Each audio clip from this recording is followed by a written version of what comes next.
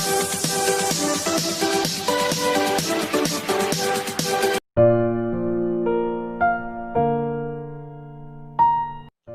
Student, आज हम लोग एक नया चैप्टर पढ़ेंगे जिसका नाम है कॉन्स्टिट्यूशनल डिजाइन अर्थात संविधान निर्माण।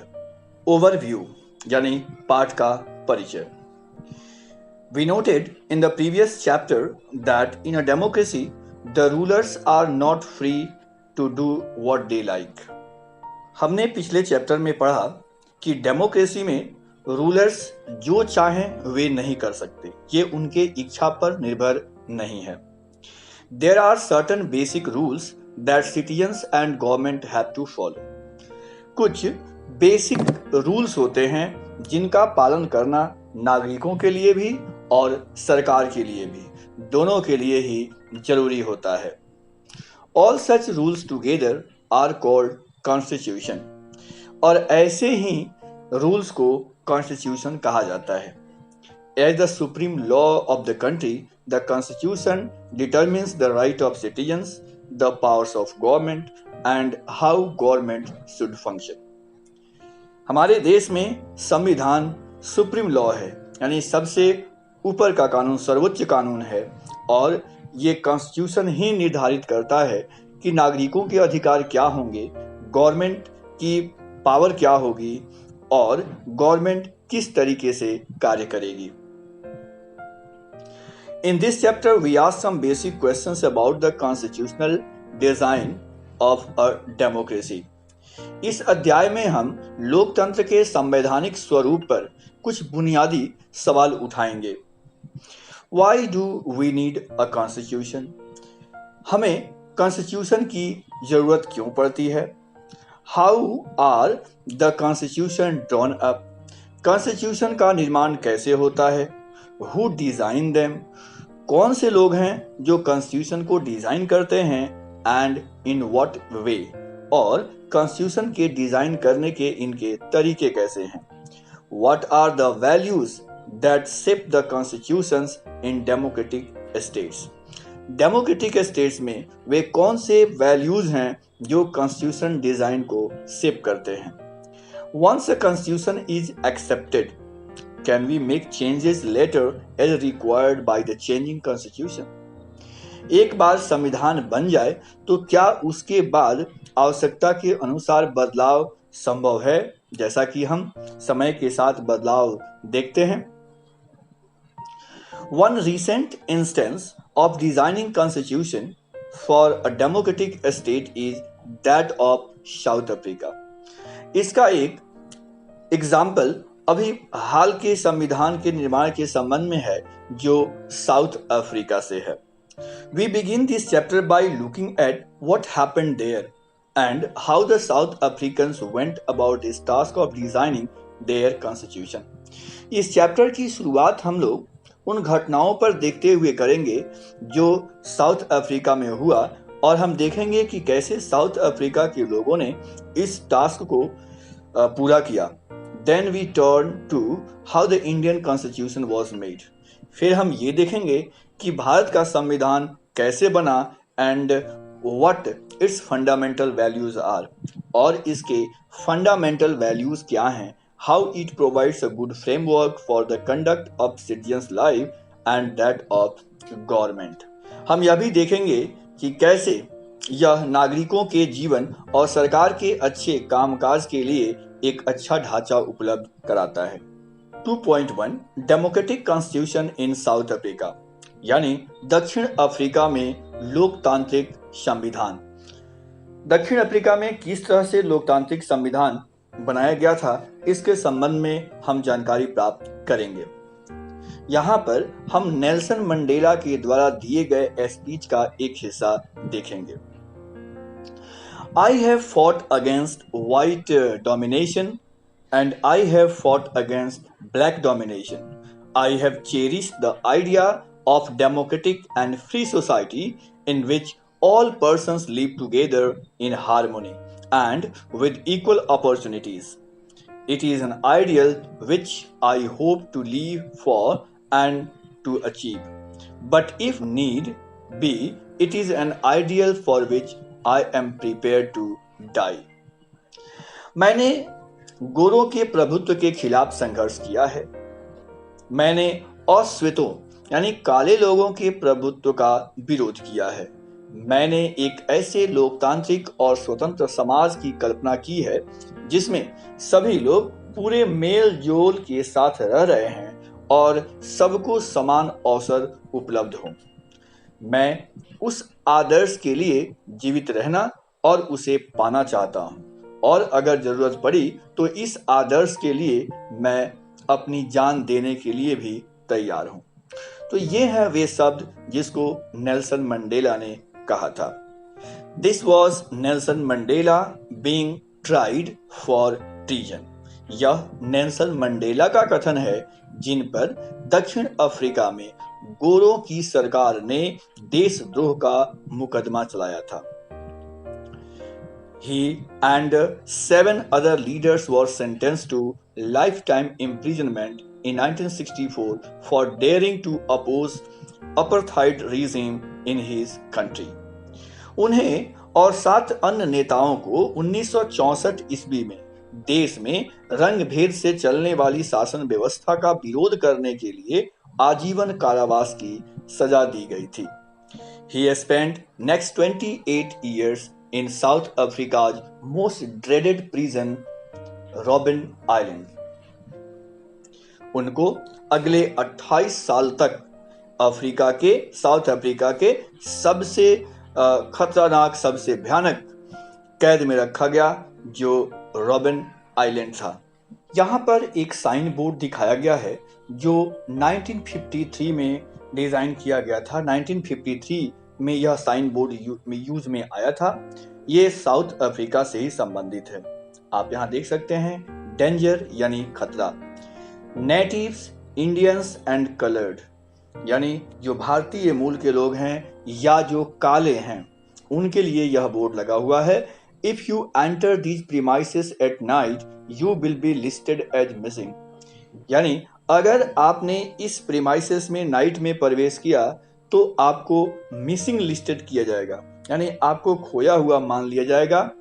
Armed guards shoot on site, और हथियार बंद जो प्रहरी हैं वे देखते ही गोली मार देंगे। सेवेज डॉग्स डेवर द कॉप्स, और जो आवारा कुत्ते हैं वो लाश को तहस नहस कर देंगे।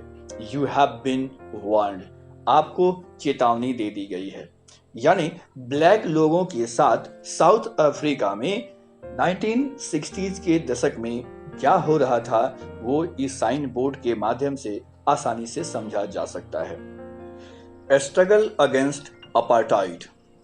Apartheid was the name of system of racial discrimination unique to South Africa. Apartheid एक रेशियल डिस्क्रिमिनेशन के सिस्टम को कहते हैं जो साउथ अफ्रीका में देखने को मिला। The white Europeans impose this system on south Africa. South Africa में जो वाइट यूरोपियंस थे उन लोगों ने इस अपार्टाइड सिस्टम को इम्पोज किया था।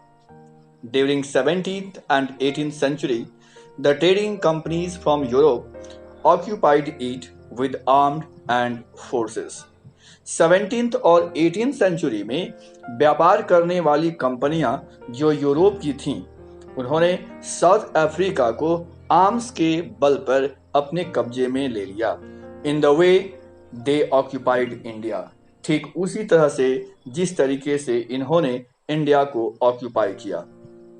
But unlike India, a large number of whites had settled in South Africa and became the local rulers. India से भिन्न यहाँ पर बहुत सारे whites वहाँ सेटल कर गए और वो साउथ अफ्रीका के बनकर रह गए और इस तरह से वहाँ के वो लोकल रूलर्स बन गए। The system of apartheid divided the people and labeled them on the basis of their skin color. Apartheid system के तहत लोकल शासकों ने, जो कि गोरे थे, उन्होंने लोगों को उनके रंग के आधार पर बांट दिया। The native people of South Africa are black in colour. हम जानते हैं कि साउथ अफ्रीका के जो नेटिव लोग हैं वो ब्लैक होते हैं, यानी सांवले होते हैं। They made up of 3/4 of population and were called blacks. इनकी आबादी 3/4 थी यानी 75% थे और इन्हें blacks यानी काला कहा गया. Besides these two groups, there were people of mixed races who were called colored and people who migrated from India. इन दो कैटेगरीज के अलावा कुछ लोग ऐसे भी थे जो भारत से माइग्रेट करके वहां गए हुए थे या फिर ऐसे लोग जो ना ही काले थे और ना ही गोरे थे यानी वो मिक्स्ड रेस के माने गए और ऐसे लोगों को कलर्ड कहा गया. The white rulers treated all non whites as inferiors. जो भी नॉन वाइट्स थे यानी ब्लैक्स और कलर्ड्स, इन लोगों को वहां के वाइट रूलर्स ने इंफेरियर का दर्जा दिया यानी कमतर आंका. The non whites did not have voting rights. Non white लोगों को साउथ अफ्रीका में वोट देने के अधिकार नहीं दिए गए. खास करके ये अपार्थाइड सिस्टम ब्लैक लोगों के लिए काफी दमनकारी था. They were forbidden from living in white areas. इन लोगों को वाइट एरियाज में यानी ऐसे क्षेत्र जहां गोरे लोग रहा करते थे उन्हें जाने की अनुमति नहीं थी. They could work in white areas only if they had a permit. ये लोग वाइट एरिया में तभी काम कर सकते थे जब इनके पास इसका परमिट हुआ करता था. Trains, buses, taxis, hotels, hospitals, schools and colleges, libraries, cinema halls, theatres, beaches, swimming pools, public toilets were all separate for these whites and blacks. गोरे और काले लोगों के लिए ये सारी सुविधाएं जिसका मैंने अभी नाम लिया ये सभी अलग अलग थे यानी सारे पब्लिक फैसिलिटीज गोरों के लिए अलग और काले लोगों के लिए अलग हुआ करता था. दिस वॉज कॉल्ड सेग्रीगेशन और इस पॉलिसी को सेग्रीगेशन कहा गया है. They could not even visit the churches where the whites worshipped. जिस चर्च में गोरे लोग प्रार्थना किया करते थे उस चर्च में नॉन वाइट्स नहीं जा सकते थे. Blacks could not form an association or protest against terrible treatment. गोरों के द्वारा किए गए इस भयानक ट्रीटमेंट यानी भयानक बिहेवियर्स के अगेंस्ट में ब्लैक लोग ना ही कोई समूह बना सकते थे और ना ही उनका प्रोटेस्ट कर सकते थे. Since 1950s, the blacks, colored and Indians fought against apartheid system. 1950s के बाद से ये ब्लैक, कलर्ड और इंडियंस इन तीनों ने इस सिस्टम के अगेंस्ट में लड़ाई लड़नी शुरू की. They launched protest marches and strikes. इन लोगों ने प्रोटेस्ट मार्च किए, स्ट्राइक किए. द अफ्रीकन नेशनल कांग्रेस यानी ANC जिसको शॉर्ट फॉर्म में बताया गया है was the umbrella organization that led the struggle against the policies of segregation. Segregation के पॉलिसीज के विरोध में द अफ्रीकन नेशनल कांग्रेस यानी ANC एक अम्ब्रेला ऑर्गेनाइजेशन थी जिसने सारे प्रोटेस्ट को ऑर्गेनाइज किया. This included many workers, unions, communist parties. इसके अंतर्गत बहुत सारे वर्कर्स के यूनियन शामिल थे, कम्युनिस्ट पार्टी शामिल थी. Many sensitive whites also joined ANC to oppose apartheid and played a leading role in this struggle. बहुत सारे वाइट भी थे जो काफी सेंसिटिव थे यानी उनका ये मानना था कि ब्लैक लोगों को भी वो अधिकार मिलना चाहिए, वो किसी भी तरीके से वाइट से कमतर नहीं है. ऐसे लोगों ने भी इस मूवमेंट में साथ दिया था. Several countries denounced apartheid as unjust and racist. बहुत सारे देशों ने इस रंग भेद की नीति को गलत करार किया और इसका विरोध किया. But the white racist government continued to rule by detaining, torturing and killing thousands of blacks and colored people. इन सभी विरोध के बावजूद व्हाइट रेसिस्ट गवर्नमेंट ने अपने शासन को जारी रखा. लोगों की हत्याएं की गई, हजारों लोग मारे गए. ब्लैक और कलर्ड लोगों के साथ काफ़ी टॉर्चर किया गया टूवर्ड्स अ न्यू कॉन्स्टिट्यूशन, यानी एक नए संविधान की ओर। As protest and struggle against apartheid has increased, the government realized that they could no longer keep the blacks under their rule through repression. जब प्रोटेस्ट और ये स्ट्रगल बहुत बड़े पैमाने पर होने लगे तो वाइट गवर्नमेंट को अब ये एहसास होने लगा कि लंबे समय तक ब्लैक्स के अधिकारों का दमन करके सत्ता में नहीं रहा जा सकता। The white regime changed it's policy. फिर क्या था, मजबूर होकर के वाइट गवर्नमेंट ने अपने पॉलिसी में बदलाव किया। Discriminatory laws were repealed. जो भी डिस्क्रिमिनेटरी लॉज थे उन्हें वापस ले लिए गए। Ban on political parties and restrictions on media were lifted. पहले जो पॉलिटिकल पार्टीज फॉर्मेशन के राइट्स नहीं दिए गए थे उस बैन को हटा लिया गया। मीडिया पर जो बैन लगे थे उसे हटा लिया गया। And after 28 years of imprisonment Nelson Mandela walked out of the jail as a free man. और 28 साल इम्प्रिजनमेंट के बाद नेल्सन मंडेला भी जेल से बाहर आ गए।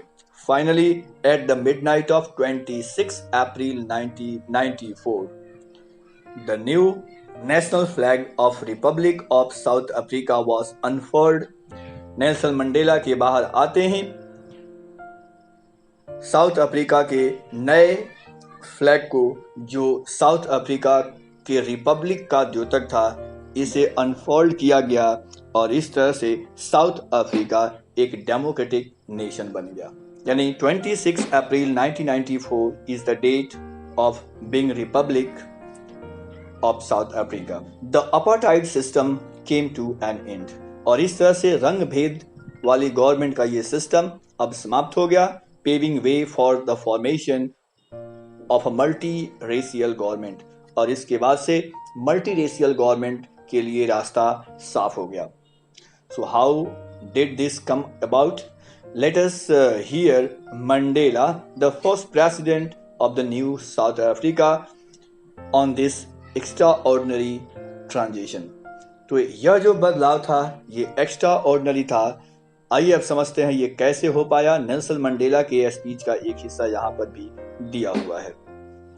Historical enemies succeeded in negotiating a peaceful transition from apartheid to democracy, exactly because we were prepared to accept the inherent capacity for goodness in the other. My wish is that South Africans never give up on the belief in goodness, that they cherish that faith in human being is the cornerstone of our democracy. ऐतिहासिक रूप से एक दूसरे के दुश्मन रहे दो समूह रंग भेद वाली शासन व्यवस्था की जगह शांतिपूर्ण ढंग से लोकतांत्रिक व्यवस्था अपनाने पर सहमत हो गए, क्योंकि दोनों को एक दूसरे के भलमनसाहत पर भरोसा था और वो इसे मानने को तैयार थे। मेरी कामना है कि दक्षिण अफ्रीकी लोग कभी भी अच्छाई पर विश्वास करना न छोड़ें और इस बात में भरोसा रखें कि मनुष्य जाति पर विश्वास करना ही हमारे लोकतंत्र का आधार है। तो इस तरीके से नेल्सन मंडेला ने अपना स्पीच दिया और एक दूसरे में भरोसा दिखाया। After the emergence of the new democratic South Africa, black leaders appealed to fellow blacks to forgive the whites for their atrocities they had committed while in power. तो इस तरह से डेमोक्रेटिक नेशन बनने के बाद ब्लैक के जो leaders थे उन लोगों ने ब्लैक लोगों से अपील किया कि वो वाइट लोगों को उनके गुनाहों के लिए माफ कर दें। जब वो अपनी सत्ता में थे उन्होंने जो भी एट्रोसिटीज किया था, जो भी उन्होंने भेदभाव या जिस तरीके से उन लोगों ने कष्ट दिए थे ब्लैक्स को, उन सभी को भूल जाएं, उन्हें क्षमा कर दें। They said, let us build a new South Africa based on equality of all races. उन लोगों ने कहा कि आओ हम सब एक नए साउथ अफ्रीका का निर्माण करते हैं जो इक्वलिटी के सिद्धांत पर आधारित होगा और ये सभी लोगों के लिए समान अवसर प्रदान करेगा। On democratic values, social justice and human rights, उन्होंने कहा कि सबको एक बराबर अधिकार दिए जाएं, महिलाओं को, पुरुषों को, सबको डेमोक्रेटिक वैल्यूज मिले, सोशल जस्टिस प्रोवाइड हो, ह्यूमन राइट सबको प्राप्त हो। The party that ruled through oppression and brutal killings and the party that led the freedom struggle sat together to draw up common constitution.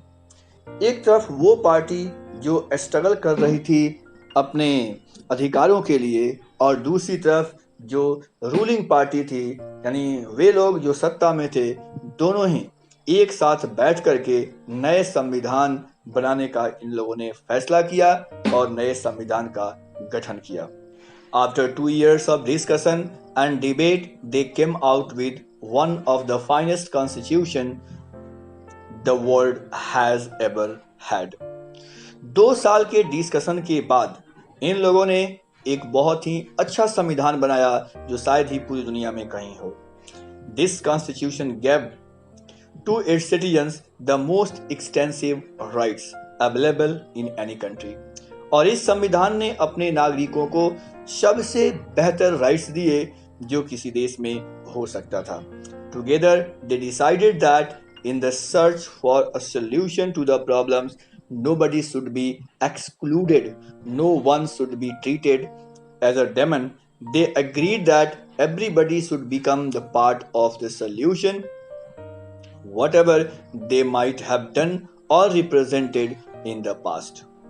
इन लोगों ने एक साथ मिल करके ये फैसला किया कि वो देश में आए हुए प्रॉब्लम्स को सॉल्व करेंगे। किसी भी व्यक्ति को इससे एक्सक्लूड नहीं किया जाएगा, कोई भी व्यक्ति को गलत नहीं माना जाएगा, किसी को भी भला बुरा नहीं कहा जाएगा।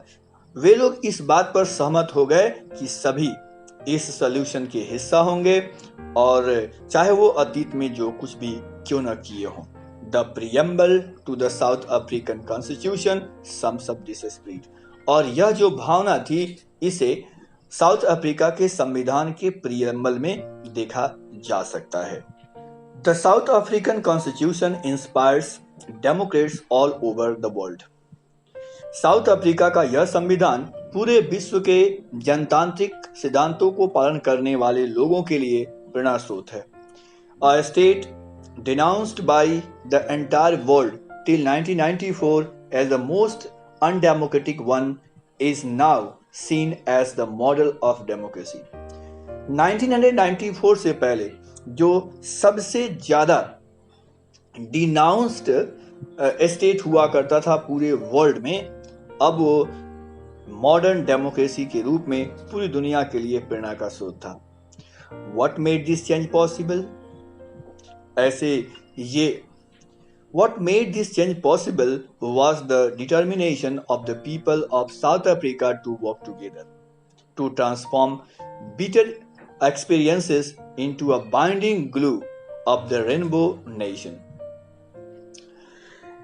इस सफलता के पीछे जो मेन कारण था वो था साउथ अफ्रीका के लोगों का एक साथ रहने की इच्छा, एक साथ रहने की भावना और जो इनके बुरे एक्सपीरियंसेस थे उनको भूल करके एक दूसरे के साथ मिल करके रहने की इच्छा।